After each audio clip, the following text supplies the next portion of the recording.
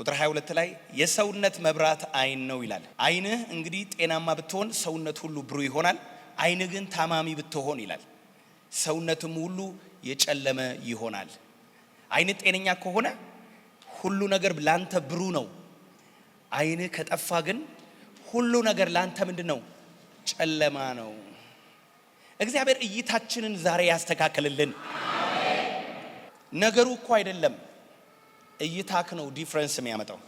9 ቁጥር በዚህ በኩል 6 ቁጥር ነው።